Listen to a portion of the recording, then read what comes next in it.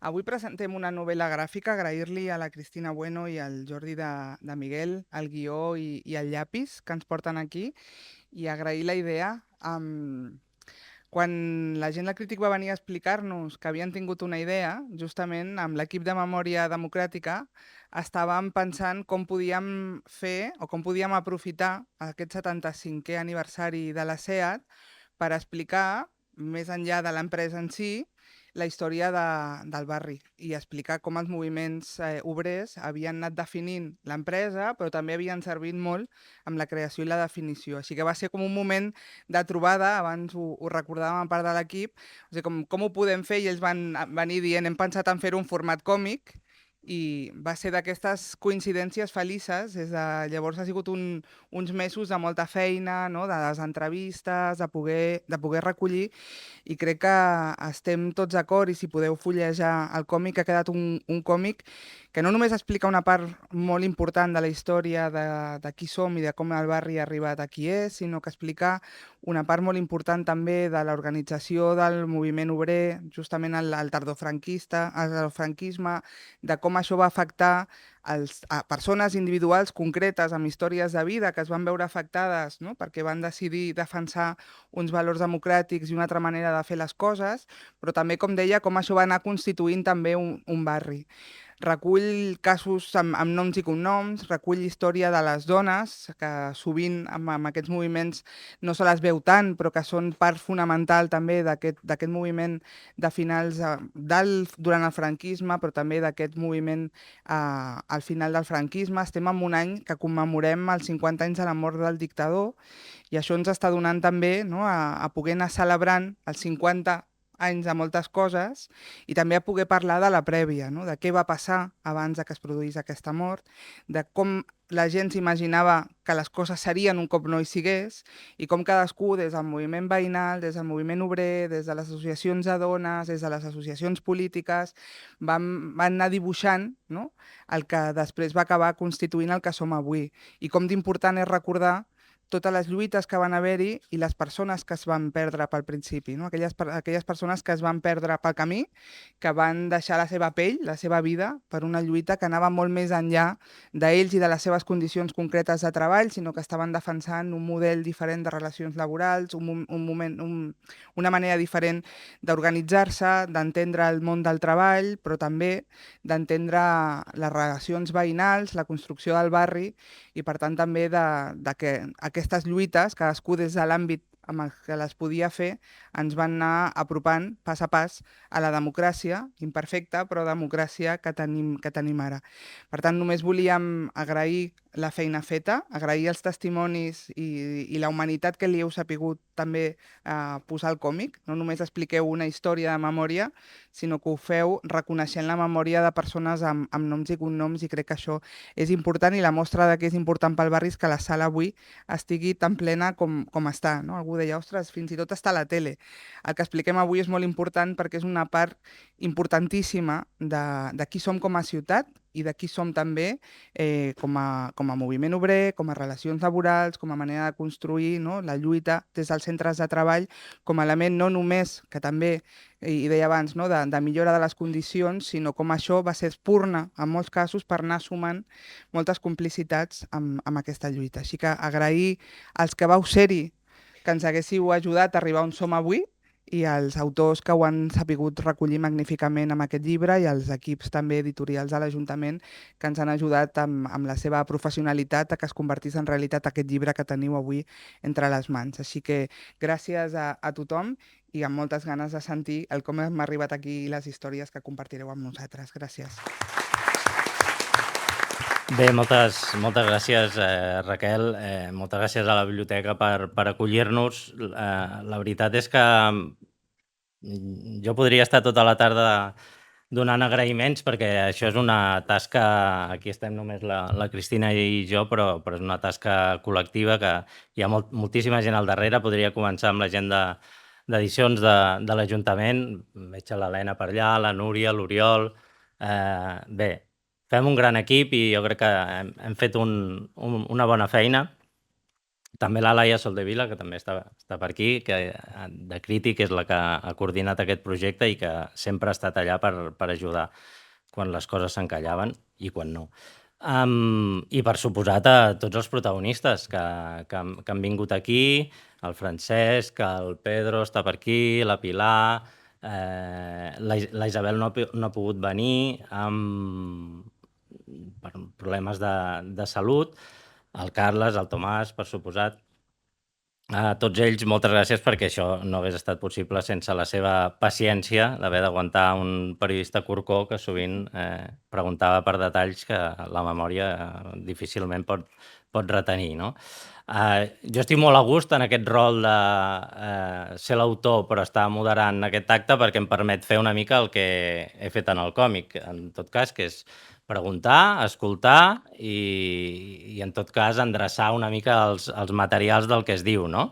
Però perquè ens permet també centrar-nos en el que és important, que és la història que s'explica, que és una història col·lectiva i és la història d'una empresa en un barri una empresa que travessa en totes les seves vessants les vides dels que hi van passar, no?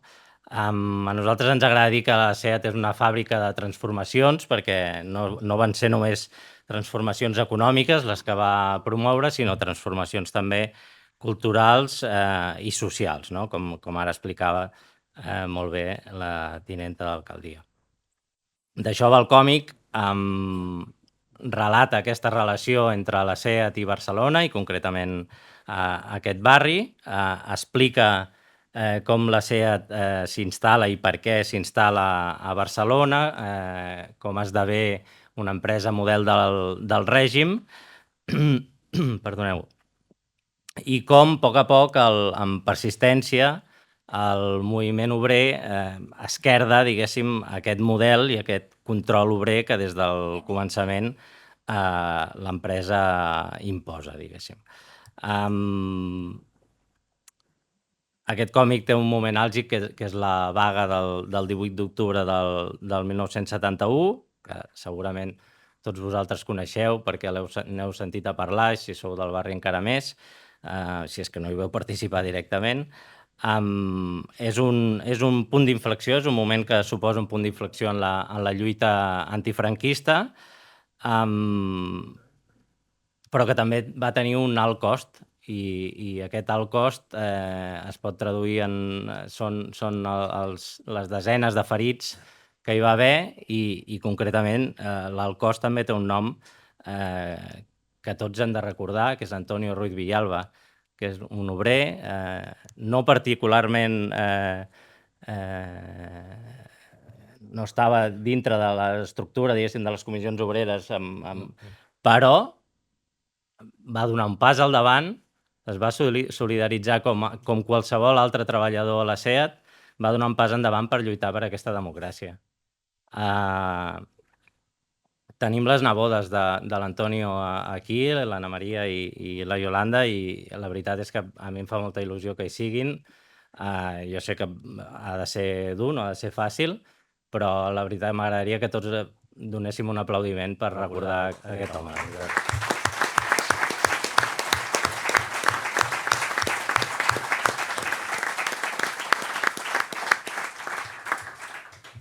Bé, com us deia, aquest còmic tracta de la vaga, però també de les altres transformacions, de les transformacions urbanes que va promoure l'empresa aquí al barri, i de tot plegat doncs, en volíem parlar una mica amb el Carles i el Cito. Haurien de ser-hi tots els protagonistes aquí a dalt, però lògicament no hi cabíem.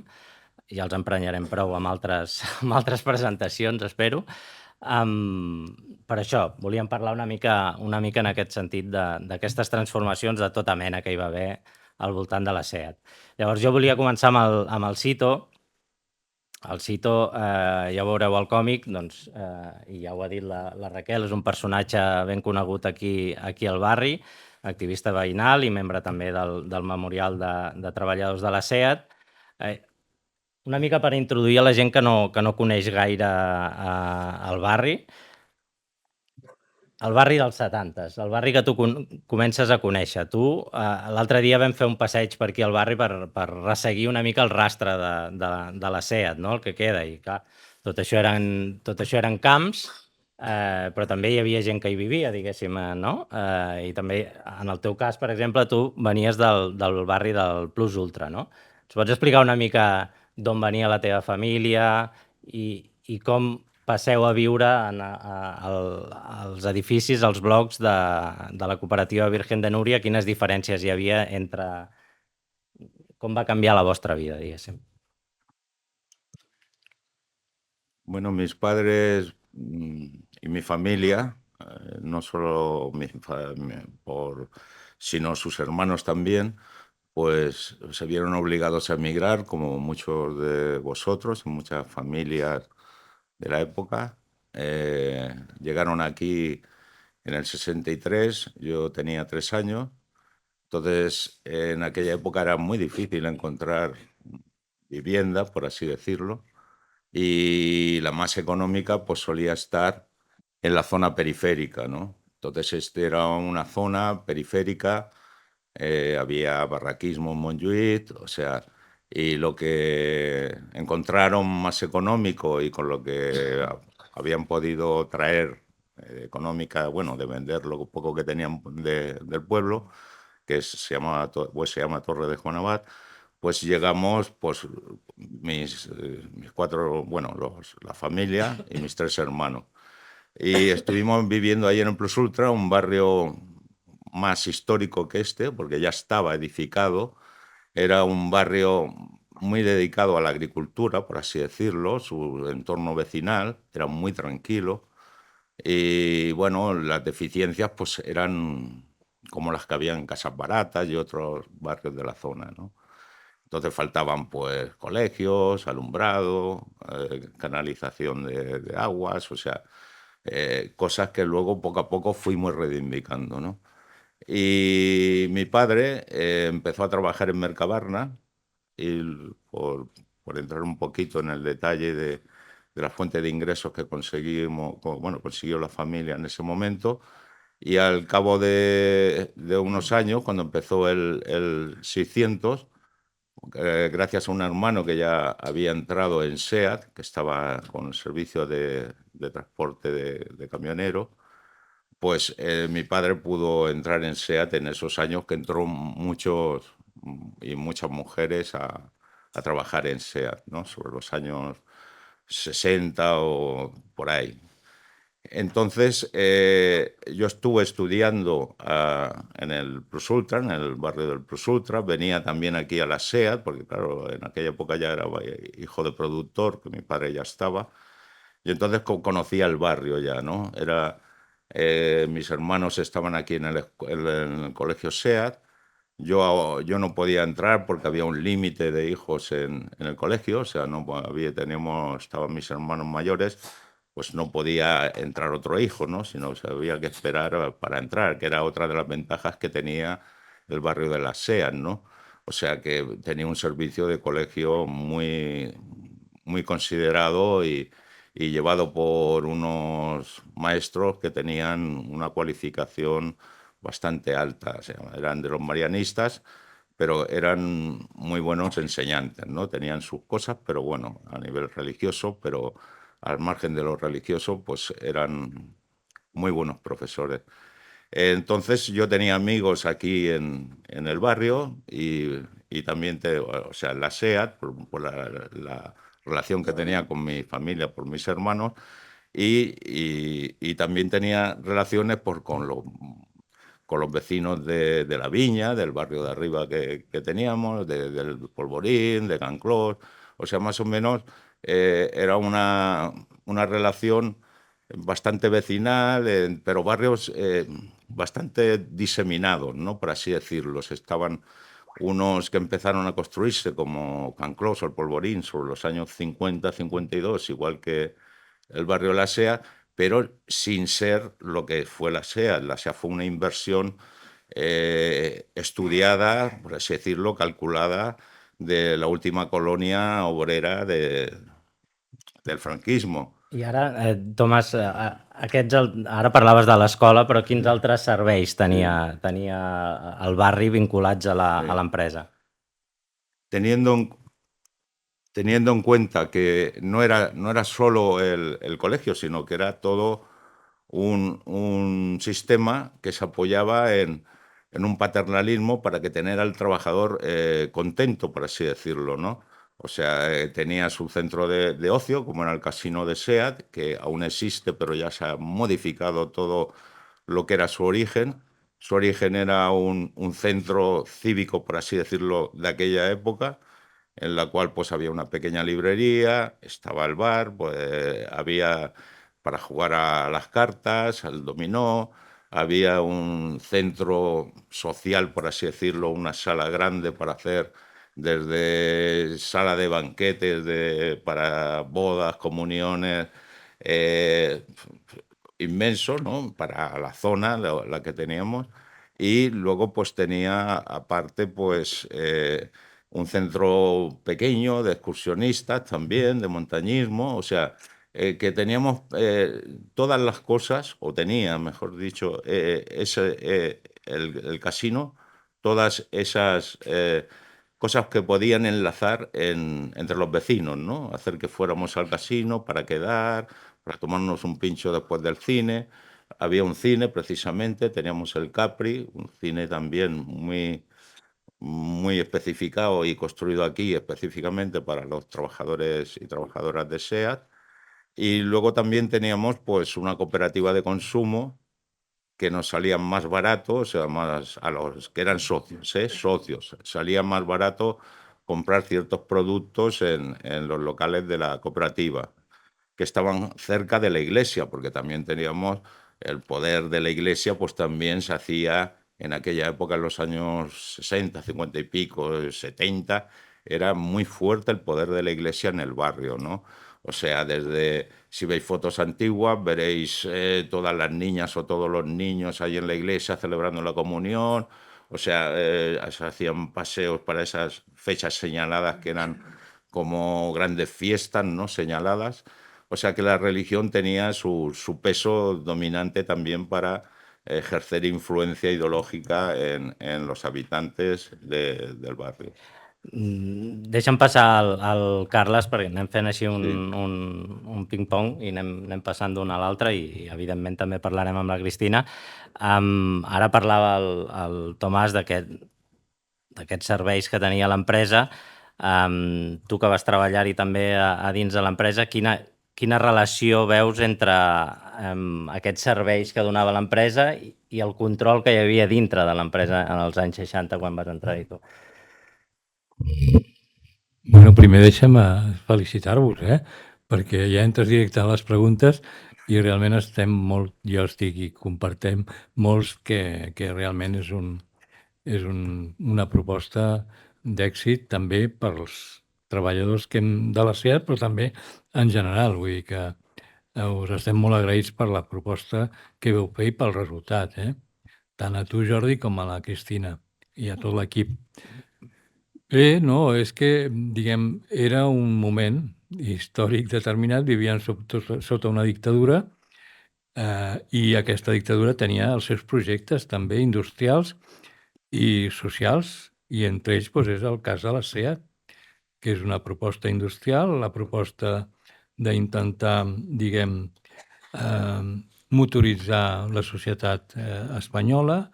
Es planteja també una proposta de desarrollismo, entre cometes, i nosaltres som al punt de partida d'aquesta proposta de model productiu sota una dictadura.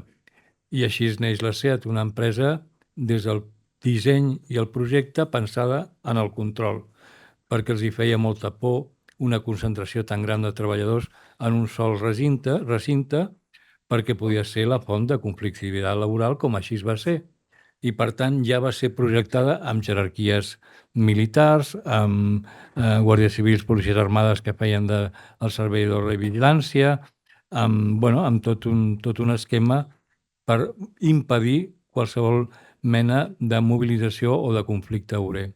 I això es traspassa també al barri i com bé ha dit el Cito, és clarament les vivendes de Cel, la darrera colònia industrial de Catalunya i m'atreviria a dir pràcticament d'Espanya, potser les vivendes Pegaso, però bueno, sempre empreses i projectes sota l'ègida de l'Institut Nacional d'Indústria, i el control de l'empresa es traspassa al barri.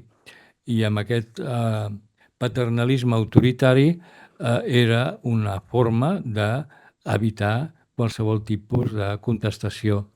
I com ha dit també molt bé el Cito, a més de la cooperativa de l'INI, de la SEAT, hi havia el capellà, don Celestino, que estava per control ideològic, tenien la comissaria, evidentment un barri de la SEAT sense comissaria era un despropòsit des de la seva lògica, escola, i sota una aparença d'una vida plàcida d'un sector de la plantilla, perquè sempre hem de dir que era una minoria la que vivia aquí a la SEAT, a les vivendes SEAT, i sobretot eren els primers treballadors que van entrar a la SEAT i sobretot oficials i jefes, però no especialistes, que després van incrementar molt la plantilla. Especialistes són els treballadors directament de cadena, que aquests després es van anar instal·lant en barris perifèrics com a Bellvitge, com la Satèl·lit, i no aquí a les vivendes.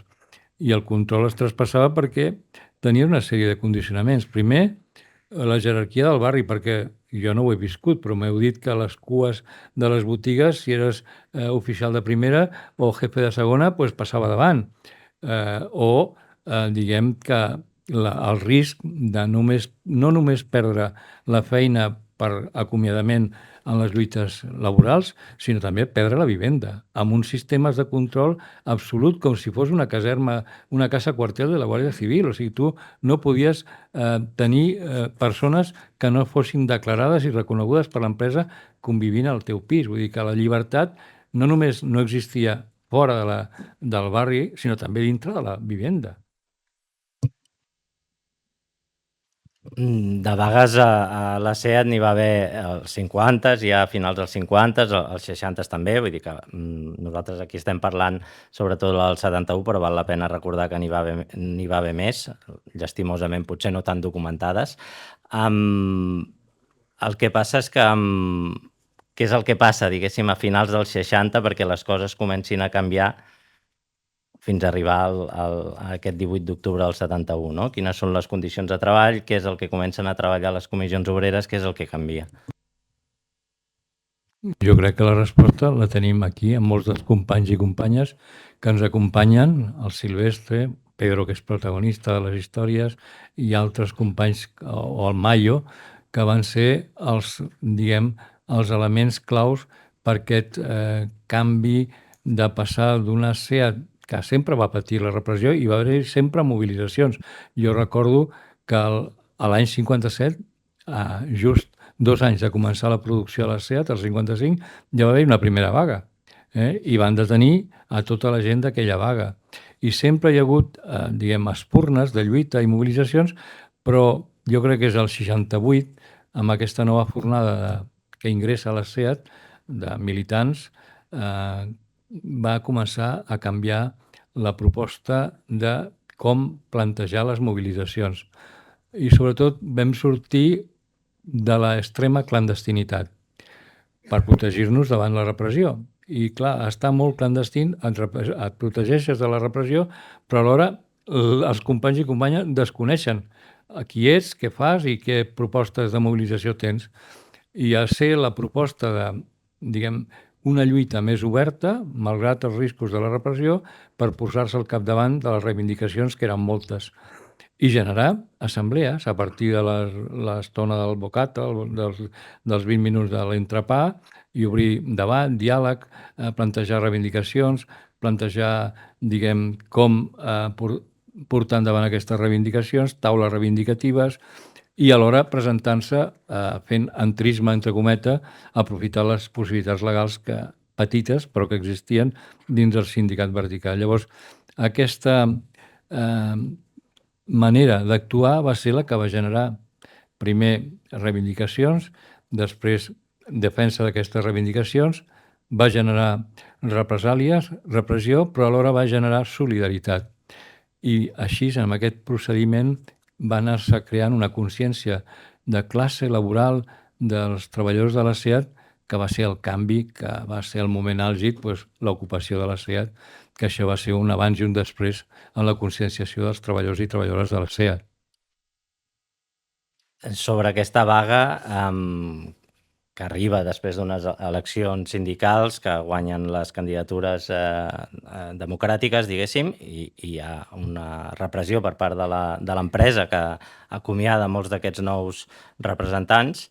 Amb el Pedro comentàvem, no?, que ell ho explica en el còmic, tampoc ningú s'esperava tampoc que passés el que va passar. Efectivament. Pedro va entrar i altres companys van entrar dintre, camuflats dintre la fàbrica. Silvestre, Baro i jo ens vam quedar fora perquè teníem una petició fiscal de presó prou important com per...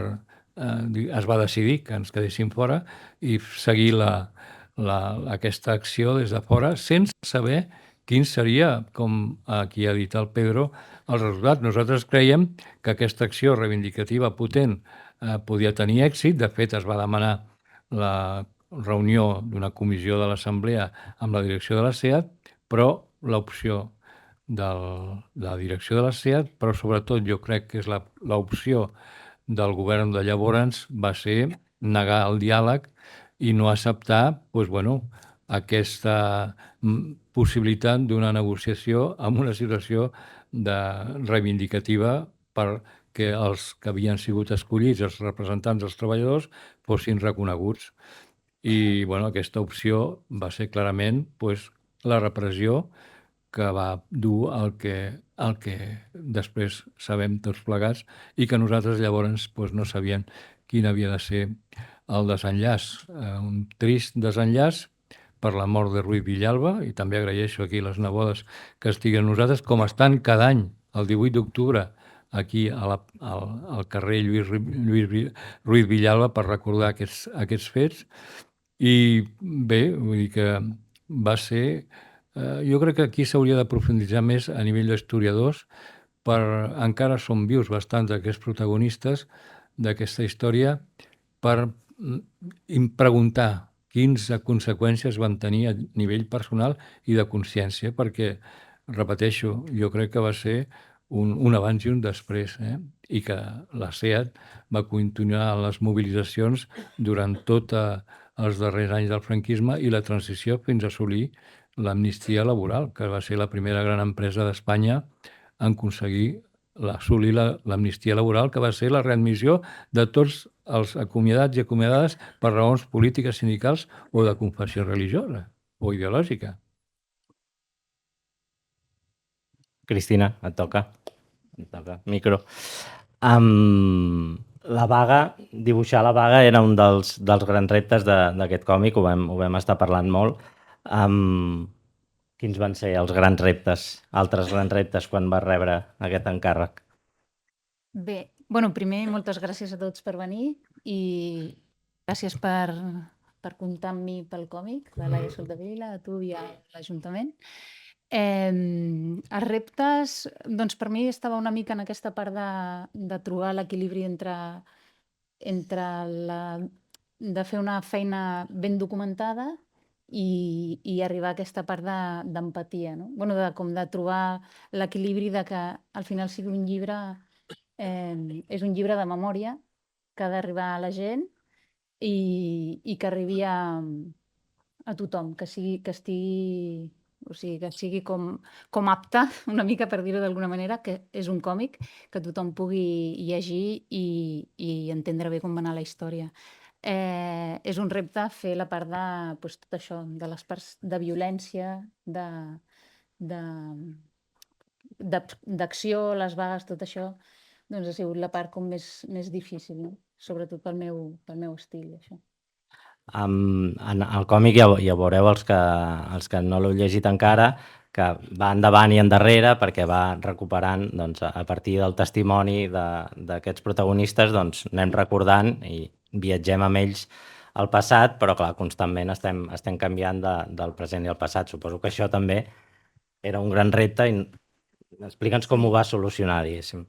Sí, aquí havíem de treballar... Bueno, tu tenies un guió molt xulo i havíem d'aconseguir plasmar-ho en el format còmic i que s'entengués molt bé d'una forma directa i alhora molt humana. Quan parlàvem al passat, qui estava parlant al passat, llavors és un treball de color, tècnica i després doncs, trobar aquesta part de fer senzill, entendre que hi ha 3 narradors en el passat, veu en off qui està parlant en cada moment i poder fer aquests salts d'una manera molt continuada i una narrativa visual que ajudi el lector. No? I després hi ha una cosa que jo sempre amb els còmics que hem fet, així històrics de memòria, vam fer un sobre històries de la Model, que obre aquesta col·lecció de Barcelona, Memòria en vinyetes. Jo sempre tinc l'obsessió, així com hi ha certes coses que han de ser així. Si en dibuixes les escales dels advocats de la Model, doncs recordo que el primer dibuix eren de cargol i dic, no són així, no, et passo la foto perquè la vegis, perquè hi ha una obsessió per reivindicar certes coses per dialogar amb el lector i que vegi, no, això és així, això va ser així, però alhora és una mica boig perquè estem parlant d'un còmic que és pur art i que és impossible que pugui retenir amb exactitud el que és la vida. No? Sí, aquesta és la part també... Bueno, hi ha qui ho fa millor que jo, però jo intento sobretot que hi hagi l'essència, que s'entengui molt bé el context i coneguem bé els protagonistes, fent-los entrar en aquesta part que al final és un còmic, no sé si documental o periodístic, llavors ha de tenir aquesta part de realitat, documentació i treballar-ho bé, però alhora sí. També el meu estil de dibuix no dona com per fer molt d'allò, però és una feina documentada, sí. No, però ja ho veureu perquè era coses de l'estil. Aquest carrer no van així en la direcció. No té aquesta direcció, canvia, tal, no? Sí, és veritat. Sí. Detalls d'aquesta mena. Tu deies, ara, l'altre dia ens van fer una entrevista a TV3 i parlaves de l'accessibilitat d'aquest còmic, de com havies fet perquè sigui un còmic accessible a tots els públics, que a vegades pensem que el còmic és una cosa molt de nínxol, quan el dibuix és el primer llenguatge que coneixem, no? De petits, el primer que fem és dibuixar, no? Sí. Això, es tracta de fer un còmic que no tingui grans... Bueno, un còmic directe, còmode de llegir i que tothom hi entri d'una manera molt, molt natural. Perquè al final... és que el còmic és el meu llenguatge, llavors la meva eina, però és això, que sigui accessible per tothom, que a part és un llibre que penso que s'acostarà a gent que no és del món del còmic. Cito. Sí. Torno. Paga i mou. Sí. Bueno. Cito, tu vas entrar a la SEAT des de l'escola d'aprenents, no? Un camí que feia molta gent. Quin any vas entrar? En el 78. 78. I aleshores el record de la vaga del 71 i de Ruiz Villalba estava present? Sí, estaba muy presente. Era recordado y bueno, yo me acuerdo de crío que cuando salían, tendría 8 o 9 años, o cuando venían los trabajadores de SEAT en manifestación por el paseo de la Zona Franca, pues los críos nos subíamos al murillo que tenía el paseo de la Zona Franca para verlos, o sea, porque era algo que te emocionaba, ¿no? Porque sabías que estaban tus padres, tus tíos, o amigos, o padres de tus amigos y amigas, o sea, que era una cuestión que se sentía, no solo en el barrio de SEAT, o sea, aunque querían reprimirnos, como bien ha contado Carlos, o sea, que querían reprimir esa conciencia social, que no pudieron. O sea, eso es el gran triunfo, yo creo, de que reflejáis también en el cómic, en la novela gráfica, que no consiguieron doblegar, ¿no? Porque nos dábamos cuenta, ¿no?, de las carencias, aunque éramos, por mi caso personal, éramos ajenos a lo mejor a eso, pero sí lo percibíamos como algo justo, algo que era necesario la solidaridad, ¿no? Que veíamos en esas luchas y luego que veíamos la caballería, ¿no? Que se apostaba ahí al lado de la comisaría, ¿no? Siempre con las lecheras, bueno, las cochineras, le llamamos así en términos populares, ¿no? Porque se daban muchas leches las lecheras, o sea, cuando bajaban a dar porrazos y a disolver al que pillaban y a detener.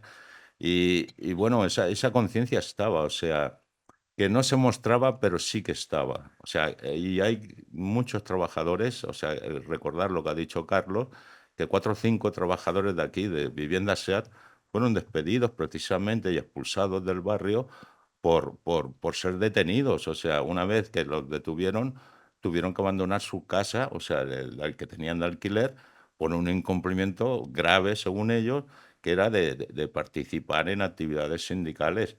O sea, había mucha conciencia, repito, o sea, en lo que éramos la base que surgía, ¿no? Por así decirlo, en estos barrios. O sea, había inquietud.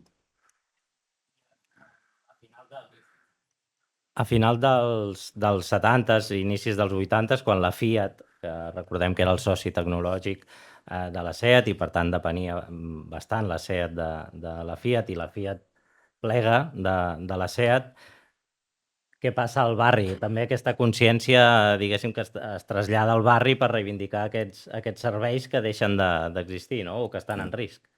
Sí, o sea, era una cuestión que se vivía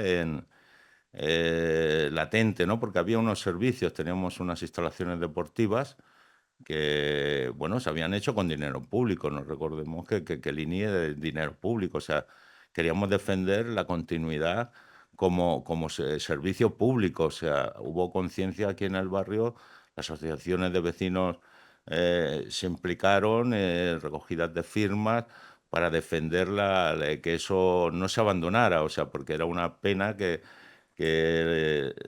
SEAT abandonara una parte de su responsabilidad, que eran las instalaciones que habían hecho en el barrio. O sea, contra los colegios, pues hicimos unos 3 o 4 murales en lo que es ahora el pasaje de Antonio Ruiz Villalba, denunciando ya en los 75 ya un grupo de jóvenes entre los que expulsaban uno era mi hermano menor, pues un grupillo de jóvenes pues se animaron a protestar, hacían sus cómics, bueno, sus murales reivindicativos de época, y también pues ocupábamos las instalaciones, o íbamos, a lo mejor nos pasábamos con bañador por el barrio exigiendo que la piscina se mantuviera. O sea que había conciencia social de mantener las condiciones como mínimo esenciales, que podían ser no solo para el barrio de SEAT, sino también para el conjunto de barriadas del barrio. Carles, l'expressió "cuando la SEAT estornuda, España se resfría" parla molt d'aquesta idea del contagi, no? Potser parlava d'economia quan es va començar a dir, però a partir de la vaga del 71 té unes altres connotacions, no? També aquesta dita, perquè hi ha un efecte contagi del que passa a la SEAT, de les reivindicacions sindicals que permeen, diguéssim, els moviments antifranquistes a la ciutat i a Catalunya. Totalment, vull dir que també era una tasca que fèiem des del sindicalisme de la clandestinitat o il·legal, antifranquista, de que érem conscients que una sola empresa, amb tota la seva gran dimensió, no seria suficient per intentar avançar en les nostres reivindicacions laborals i de llibertats sindicals, i eren conscients que calia mobilitzar el conjunt del moviment obrer, el conjunt de la societat, perquè la nostra era una lluita per les llibertats, en el fons. Vull dir que per això estic content que estiguem al jardí dels drets humans, perquè en definitivament estàvem lluitant pels drets humans, en els quals doncs, hi ha els drets sindicals i altres drets, com llibertat d'associació, de reunió, de propaganda.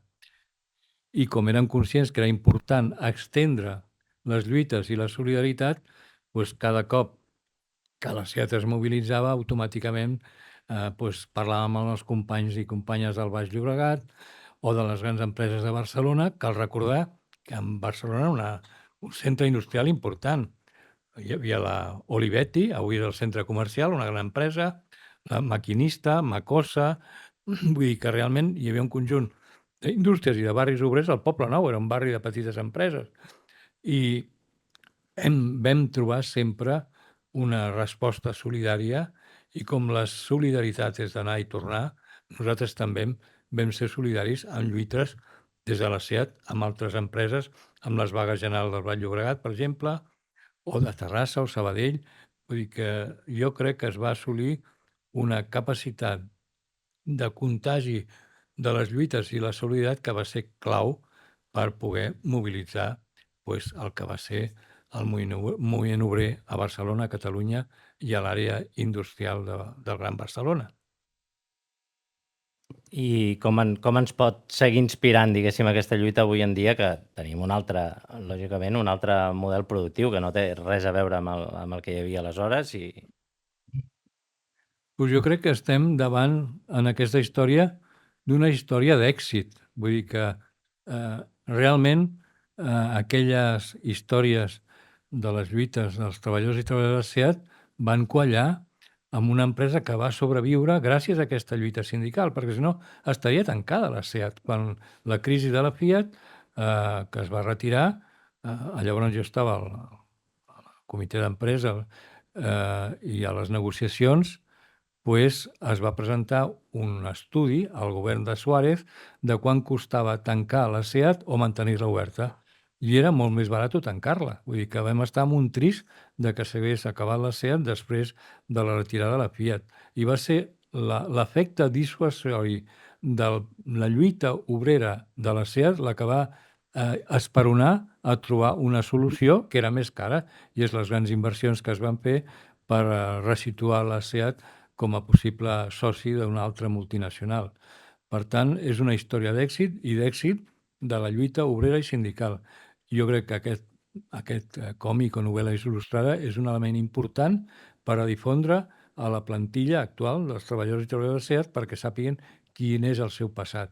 I si avui l'empresa SEAT és una de les que té una taxa sindical d'afiliació més alta de Catalunya i d'Espanya, és també gràcies a les persones que estan aquí i a les lluites que vam dur a terme en aquell moment i que, repeteixo, és una lluita d'èxit.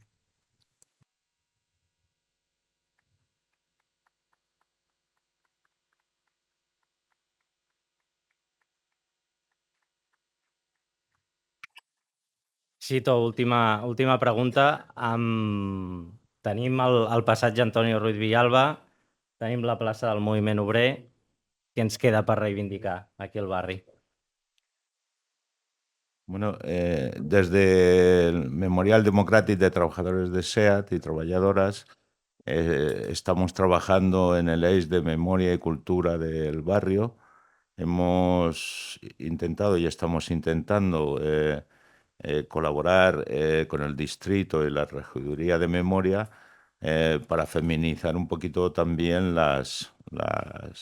nuestras calles, ¿no? Sobre todo ahora que tenemos la oportunidad del Prat Vermell, ¿no?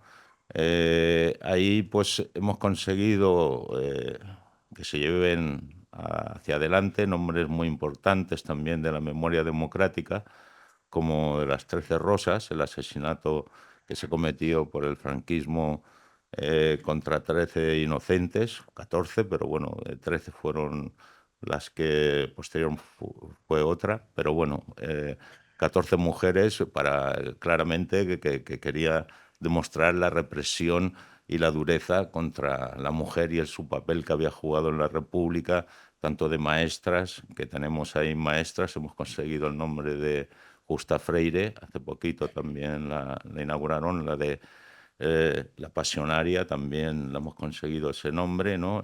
Ya os digo, en esa colaboración. Y seguimos en esa línea. O sea, ahora la primera alcaldesa de Barcelona, de Cataluña, se cree que es la primera de España, la Yarza, Natividad Yarza, también va a tener una plaza en el nuevo barrio del Prat Vermell. También Paco Candel, o sea, como personaje antifranquista vinculado mucho al barrio, tiene esta biblioteca y va a tener también y tiene ya una calle. O sea, que seguimos en ese reconocimiento de las luchas obreras, democráticas, sindicales, sociales, vecinales, con nuestra aportación como asociación del memorial, ¿no? Allá donde estamos, pues intentamos en cada ciudad o en cada pueblo o en cada barrio, pues colaborar con las entidades que se dedican a recuperar la memoria, pues, y la historia de esos barrios, pues a estar ahí y ir aportando nuestro grano de arena també. Molt bé, doncs moltes gràcies. Jo crec que per la part d'aquesta taula ja estaríem. Ara sí que obriríem un torn de paraules, però sí que m'agradaria que els protagonistes i altra gent destacada, familiars de l'Antonio, que vulguin, si volen parlar de la Fila Zero, doncs evidentment tenen preferència. No sé si tenim micro o com va l'assumpte.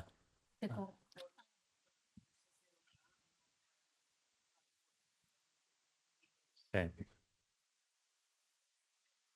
Sí. Bueno, Aixeca't, potser, Francesc. seré molt ràpid. Però...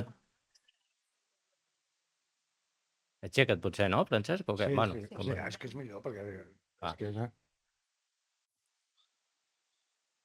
Hola. Francesc Prieto, un dels protagonistes del còmic. Sí. Un cas molt particular. No, és mentida, soc el nen de la Citroën i la veritat és que vaig néixer a la Citroën, però he explicat una història que és falsa. De vegades tinc ganes. M'agradava més el 2 cavalls que el 600. Sí, no, ho sento. Seria mentir i... Bueno, no, seré molt breu, no repetiré moltes coses que han explicat els companys, de les companyes,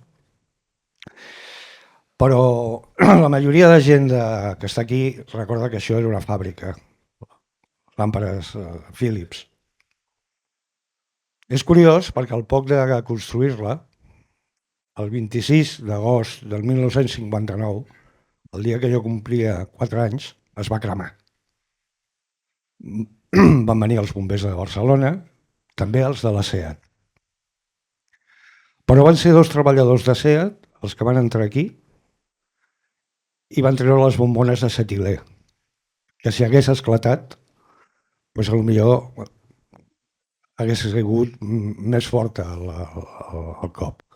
Van ser 2 treballadors de SEAT, perquè no volien entrar ni els bombers a la SEAT ni els de Barcelona, perquè deien que era massa risc. I 2 persones es van jugar al tipus, van entrar aquí i van treure les bombones de cetilè. Una altra cosa que es té que recordar que això era una fàbrica i ara és una biblioteca. I és un bon exemple de com recuperar un espai industrial. Les coses no tenen que desaparèixer necessàriament, malgrat els canvis productius. Es poden trobar fórmules perquè espais industrials i del que sigui, que ja estan abandonats, trobin una altra forma de... I jo crec que és molt important aquesta biblioteca, perquè més enllà de... dona una capacitat al barri molt més gran de dignitat. Ha tingut un impacte molt gran. I després, en quant a això de les lluites, jo em recordo dels anys 70, però també em recordo dels anys 60 i dels anys 50. Pensem que als anys 50 i al començament dels 60 no entrava la policia a les SEAT, entrava la Guàrdia Civil. La Guàrdia Civil no portava porres. I en alguna ocasió la Guàrdia Civil va intentar entrar i fer servir les armes. Al final no va passar. I després el barri. El barri va més enllà. Jo em recordo, jo anava a l'escola d'aquí de la SEAT, però curiosament alguns dels millors companys que tenia, 2 vivien a les cases barates i un altre al Polvorí. És a dir, el barri, més enllà del que és el barri de la SEAT, és una cosa molt més àmplia. I després que aquestes lluites, jo em recordo que l'any 71 no sé si seria l'ou abans que la gallina o la gallina abans que l'ou, quan estava passant això de l'ocupació de la SEAT, que jo vaig escriure que els que van ocupar la SEAT no van ser els obrers, sinó va ser la policia, perquè de fet els obrers estaven al seu lloc i els que van ocupar la SEAT van ser els policies. Bueno, doncs en aquella època, més enllà de l'ocupació de la SEAT, jo ens recordo de les protestes de les treballadores de les làmpades Z que encara treballaven a la Gran Via carrer Mèxic, que era la primera fàbrica que va tenir l'empresa aquesta, i encara continuaven treballant. I eren majoritàriament dones les que treballaven allà i va ser molt fort. Després ja van venir moltes més coses, etc. I després que es té que agrair, sobretot, una altra vegada, a l'Ajuntament de Barcelona, al MUBA, que sempre ens ha recolzat, i una sèrie de persones que ens han recolzat al Memorial de SEAT per fer exposicions, llibres, etc. I que realment és molt complex el que diu el Carles, que es tindrien que fer més estudis històrics i tal, que tenim un problema. Normalment les coses, més enllà de les coses orals que puguin explicar les persones, que cada vegada van quedant menys d'aquella època, menys, que als anys 50, poca és que són els arxius. Com es pot, per exemple, explicar el problema que havia dels accidents laborals de l'empresa SEAT si s'han perdut els arxius sanitaris de la SEAT? I a partir d'aquí el que vulguis. Ho vaig explicar una vegada en un congrés a Madrid que va organitzar UGT sobre coses d'empresa i arxius d'empresa, i moltes coses s'han perdut, la qual cosa dificulta moltíssim explicar la història de la SEAT i de moltes altres empreses. Però ho tenim que intentar, res més.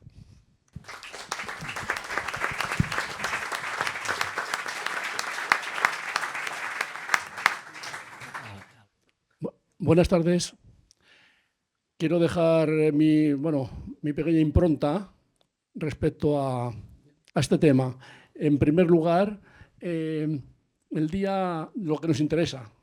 El día 18 de octubre de 1971 ya se vislumbraba, o unos días antes se vislumbraba ya lo que se estaba preparando. Yo precisamente no era sindicalista, en aquella época yo era muy independiente y pasaba de la cuestión sindical porque había tenido mi juventud en otra galaxia, ¿no? Vamos a decirlo así.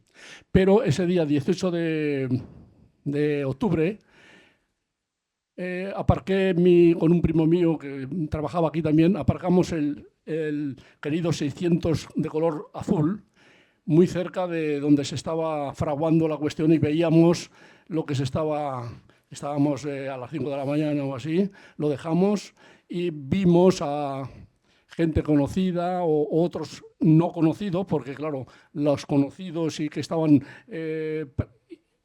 perseguidos, entre comillas, debían estar un poco amagados, supongo. Esto lo sabrán los profesionales del sindicato de aquella época, los jóvenes. Entonces, sí, bueno, profesionales me refiero. Bueno, nosotros éramos aficionados. Entonces resulta que dejamos el 600 allá y ya entramos al taller 2, que es donde yo desarrollaba mi trabajo como verificador. Estuvimos durante todo el día a unos 200 metros del epicentro.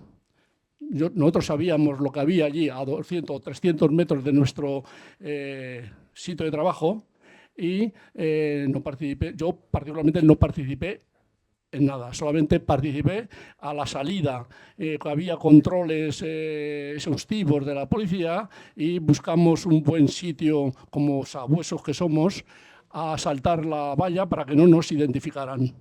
Nosotros no éramos personas comprometidas. Bueno, dicho esto, y no quiero alargarme, abundando en lo que ha dicho el señor Carlos Vallejo y para conocimiento de los representantes, el representante de la Más Media, el periodista,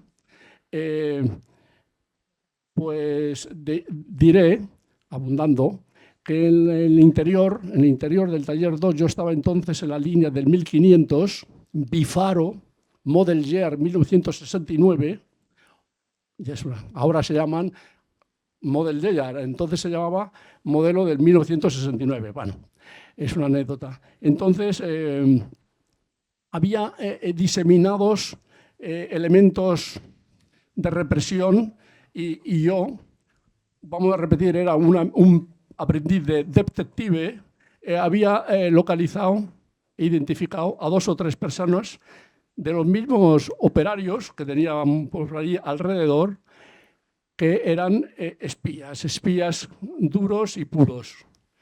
Entonces, la manera de, no solamente yo personalmente, sino otros 2 personas más allá, era despistar a esa gente que podía delatarnos. Nosotros teníamos un cariz eminentemente contrario al franquismo y toda esta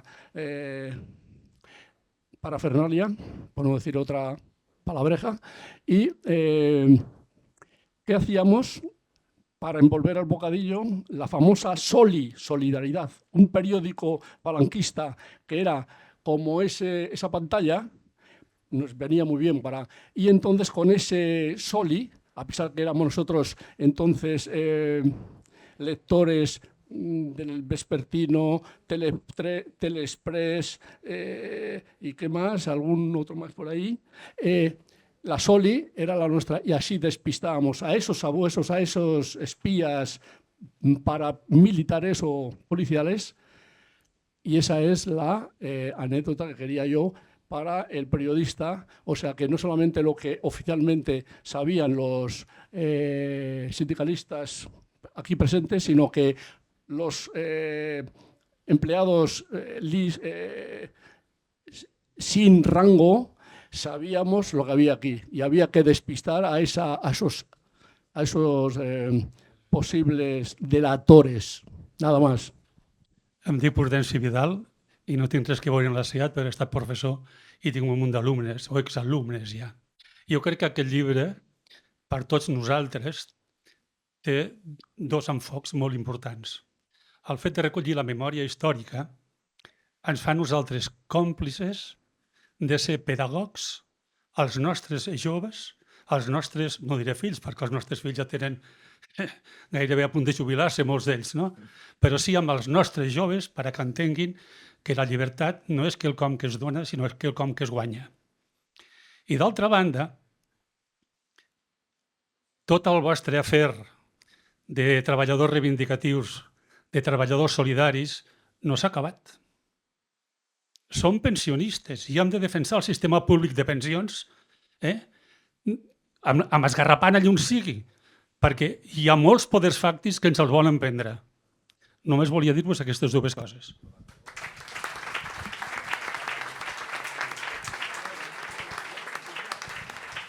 Vale. Algú més vol...? Molt bé. Hola, buenas tardes. Bueno, no quería hablar, pero voy a hablar. Qué raro, tío. Yo soy trabajador de SEAT y me fui en el 82 con las 5.000 aquellos que nadie habla, no sé por qué nadie habla de aquellos 5.000, porque fuimos muy criticados que o sea, te dan dinero y dejas el trabajo, etcétera, etcétera. Pero lo cierto es, Carles, que si no se van esos 5.000, la cosa hubiera sido muy diferente, ¿no? Nos hemos tenido que buscar la vida por ahí, unos se les han ido bien, otros les han ido mal, y en fin, etcétera. Pero me acuerdo, bueno, esto era una cosa que quería decir, pero vamos al origen. El origen, soy de la escuela, con Sito también, íbamos a la misma clase además, y luego estuvimos en la escuela de aprendices, yo un año antes que él, y yo soy de la antigua oficialía. Bueno, pues entré en la SEAT en el 77, que creo que es cuando se hicieron las primeras elecciones sindicales. Me parece 77, 78 democráticas. Y me nombraron, como anécdota, me nombraron vocal de mesa. Yo estaba, como no, pues en la CNT, la antigua, ¿no? La CGT. La CNT que íbamos a la gasolinera, a la huelga de los gasolineros, los piquetes. Yo era un chaval de 18 años recién cumplido. Ahí fui aprendiendo un poquito de la lucha de clase, que luego no usé mucho hasta más tarde, ¿no? Y bueno, el tema de la gasolinera y todo esto viene a cuento de que cuando me nombraron vocal, me entré en rebeldía, porque la CNT en aquella época no estaba por las elecciones sindicales. Hice una carta a la empresa, y estuve en aquellos tiempos, que yo no quería ir de vocal de mesa, que patatín, que patatán, que no, que pusieran a otro. Entonces, en Pasaje de la Paz, la CNT hacíamos las reuniones aquellas de 25.000 horas, que luego acabábamos tomándonos unos vinillos y un pulpo ahí en la pulpería, ¿no? Bueno, pues se decidieron que ese día estarían conmigo, el día de las elecciones, y si me pasaba algo, pues yo acojonado.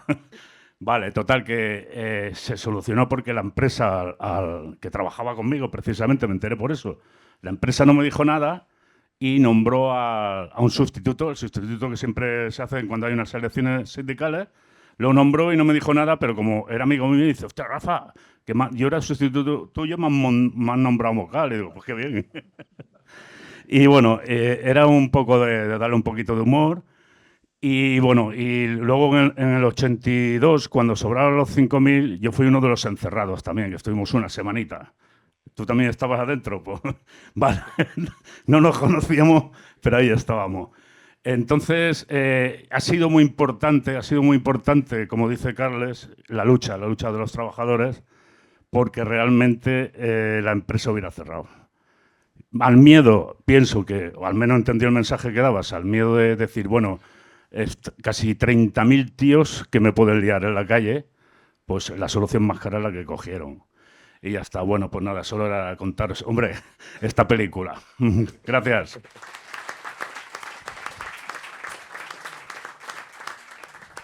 No sé si hi ha algú més que vulgui comentar una altra vegada. Sí, a veure, hi ha algú més abans? Però molt ràpid, eh? I mira, hi ha una paraula. El que passa que has de venir aquí perquè el micro no... Espera, un moment, primer. Sí, home, sí. Paco, acércate.